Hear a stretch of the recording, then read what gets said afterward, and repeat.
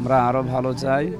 17 বছর পরে যেহেতু ভোট দিতে পারছি, জনগণের যে সাড়া আশা করছি দাঁড়িপাল্লার বিজয় হবে ইনশাআল্লাহ। আইন শৃঙ্খলা আমরা আরও অ্যাক্টিভ দেখতে চাই। এনারা আমাদের এখনও পর্যন্ত যেভাবে মাঠে ময়দানে কাজ করা দরকার, অস্ত্রগুলো উদ্ধার এখনও হয়নি। এরপরে বিভিন্ন জায়গায় নির্বাচনী যে সমস্ত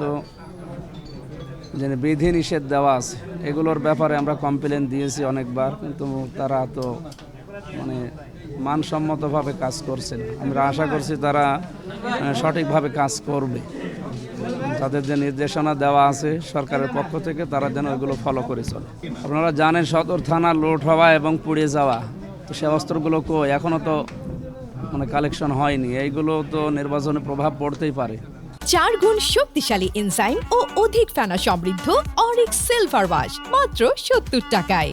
এরপরে বর্ডারের বিশেষ করে এই দৌলতপুরের এই বর্ডার দিয়ে এখনও পর্যন্ত বিভিন্ন জিনিস আসে, আমরা শুনছি এবং নির্ভরযোগ্য তথ্য আছে। এগুলো এখনও পর্যন্ত আমরা কোনো অগ্রগতি দেখছি না কালেকশন করার। আমরা চাই নির্বাচনের আগে খুব দ্রুত এগুলো আগে কালেকশন, এগুলোর প্রভাব পড়বে, আর এগুলো প্রভাব পড়লে নির্বাচন সুষ্ঠু হবে না।